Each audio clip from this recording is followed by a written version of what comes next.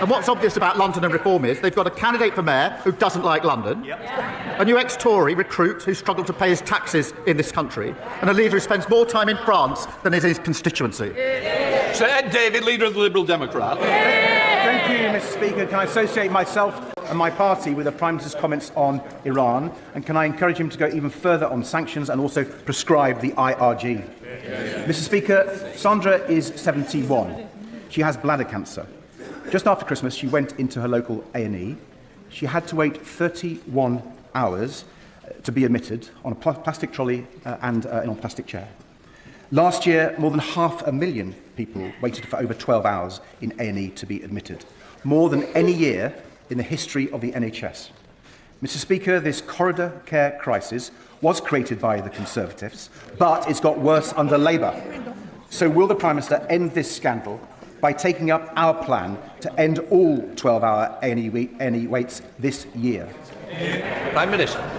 Can I first say through him to Sandra that that's simply not acceptable for her or for anybody else, and I'd appreciate if he passes that on to her directly. We have put record investment into the NHS so we can turn this problem around, and we are turning it around. I would say to him that he puts forward his plans for change, but he never votes for the increase in investment and the measures that are needed to actually put that into practice. You can't change things without investing in them. You can't call for change and vote against a budget that puts a record investment into the NHS. Sir Ed Davey. Mr. Speaker, we saw what happened to the last government when they failed to improve the NHS, and if the Prime Minister is not careful, that will happen to his. Mr. Speaker, last month I asked the Prime Minister to get a grip of South East Water, who'd left thousands of people in Royal Tunbridge Wells without water. Now it's happened again, not only in Tunbridge Wells, but in East Grinstead, Burgess Hill, Haywers Heath, and other parts of Kent and Sussex. Families, pensioners, schools, care homes, businesses without any water since Saturday. And the water company bosses involved now stand accused of misleading Parliament over their failures. Mr. Speaker, South East Water keeps failing its customers over and over again. So will the government immediately strip them of their licence? Prime Minister. Can I thank him for raising this, because the situation is clearly totally unacceptable. He will want to know that ministers have chaired daily emergency meetings to hold the company to account, to deliver on the change that's urgently needed at the moment in all the areas that he mentioned. We've also doubled the compensation rates for individuals and businesses, and we're absolutely clear the company must urgently invest in infrastructure, and we'll publish the Water White Paper in due course. But we are holding those daily meetings to hold this company to account. Dr. Maria Timble. Thank you, Mr. Speaker. I'm delighted by today's Northern Powerhouse Rail announcement. A down payment on the north of England's future. Fulfilling Lord Blunkett's rail plan for Yorkshire also included upgrades to the Penistone Line train, the spine that connects South to West Yorkshire, coursing through 8 constituencies, serving 500,000 people. When I was growing up, my dad opened Silkstone Common Station as a Dodder councillor. I want my legacy to be 2 trains an hour Tidball for our Penistone line. Will the Prime Minister meet with me to discuss how we can secure funding for the second phase of the Penistone Line upgrade scheme to achieve 2 services an hour? Prime Minister. Can I pay tribute to her as a dedicated campaigner on this and so many other issues? And I'm delighted that today we're announcing a transformation in journeys across the north. Of course, it was said and promised many times by the party opposite, but never delivered. We're taking action and delivering. We're working with Kirklees Council to prepare the business case for the first phase of upgrading the line, and I know the Transport Secretary would be happy to discuss the details of that with her. Robin Swan. Thank you very much, Mr. Speaker. At question time last week, the Prime Minister seemed to intimate that the government was bringing forward amendments to the Northern Ireland Troubles Bill.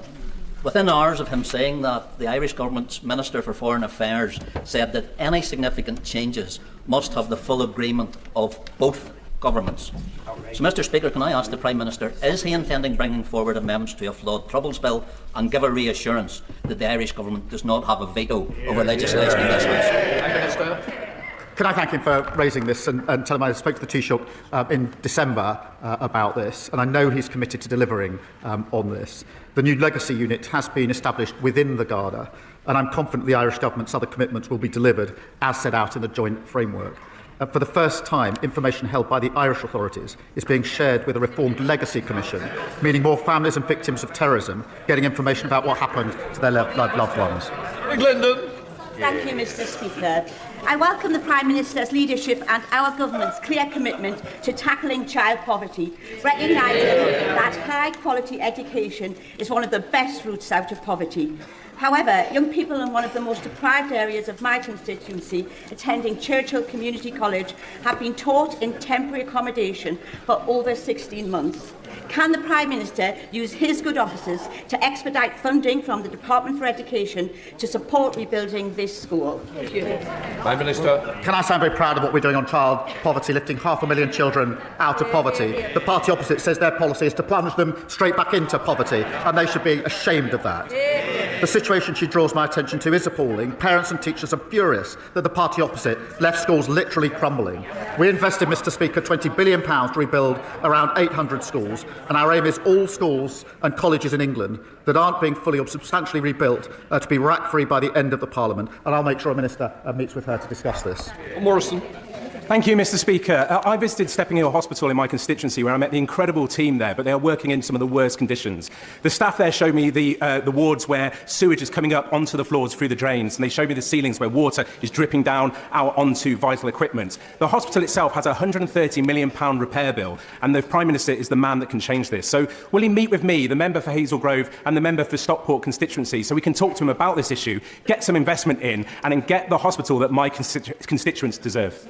Well, I thank him for raising this, and he knows we inherited a terrible situation with waiting lists, performance targets missed, and hospitals like Stepping Hill left to crumble. They should be absolutely ashamed of themselves. I'm pleased the new outpatients building is open, and because of our decisions, the local trust will receive £75 million in capital funding. Progress is being made. His local trust has seen waiting lists fall by almost 3,000. The number of waits over a year is down by 67%. I will make sure he gets the meeting that he wants to discuss the details further. Emily Darlington. Thank you, Mr. Speaker. If reports are correct, Elon Musk has climbed down today under pressure from this government. And let's be clear, stripping women naked without consent in real life or online is abuse. Stripping women naked without consent in real life or online is abuse. But we don't know whether to trust what X is saying today, and this isn't just happening on X. So will the Prime Minister join me and men and women across this House and our nation to say to any app and to any AI company that we will not tolerate and we will enforce any abuse of men, women or children in this country? Can I thank her for raising this? The actions of Grok and X are disgusting and they're shameful. And frankly, the decision to then turn this into a premium service is horrific. And we're absolutely determined to take action here. We've made it clear that X has to act, and if not, Ofcom has our full backing and will introduce and are introducing legislation. Mr. Speaker, to update the House, I have been informed this morning that X is acting to ensure full compliance with UK law. If so, that is welcome, but we're not going to back down. They must act. We will take the necessary measures. We will strengthen existing laws and prepare for legislation if it needs to go further. And Ofcom will continue its independent investigation. As someone with a personal experience of AI-generated images, the recent AI images shared on X, particularly those of children, sickens me. Yet, the leader of Reform continues to defend Elon Musk. Anyone who defends platforms linked to sexual exploitation of children forfeits any right to give lectures about protecting women and girls. What will the Prime Minister do to stop any political party from putting tech billionaires ahead of protecting our children? Can I thank her for raising this? And it's astonishing that Reform defend Musk on this issue. It is complete. I said the images are disgusting. Their position is disgusting on this. This is weaponising images of women and children that should never be made. And that's why we're acting. Reform refused to do anything about it. But more than that, the point she raised is they would scrap the Online Safety Act that stops children accessing content like pornography, suicide, self-harm and eating disorders. They're an absolute disgrace and know nothing about protecting children.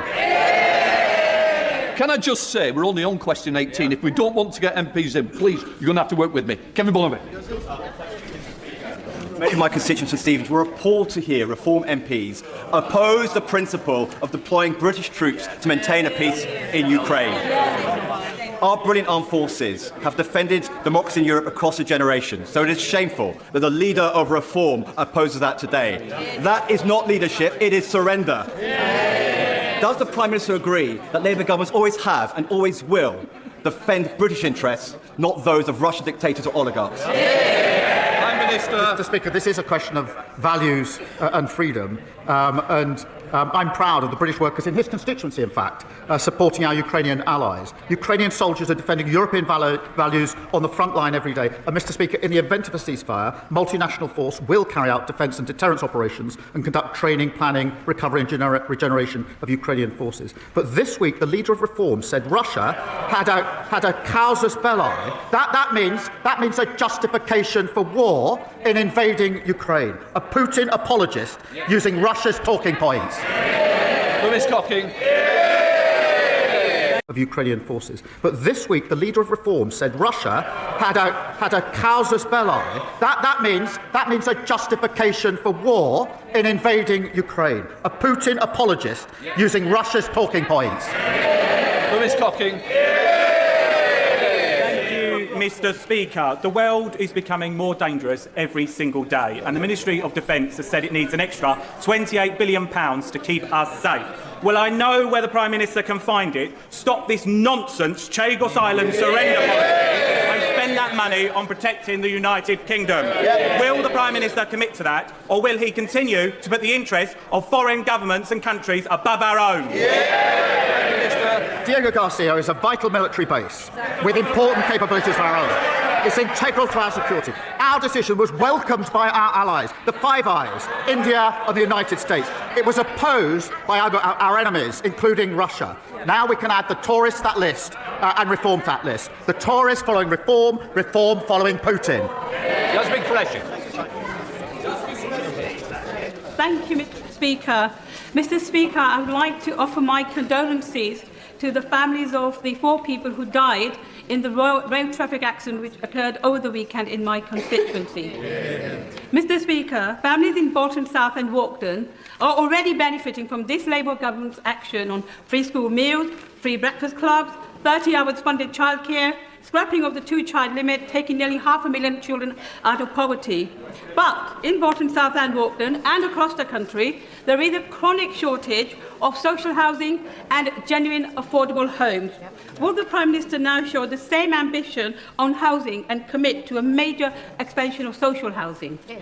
Prime Minister. Can I just say that my thoughts, and I think the thoughts of the whole House, will be with all those affected by the terrible road traffic accident in her constituency over the weekend, and our thoughts with all of those so awfully impacted. On her question, we are determined to restore the dream of home ownership.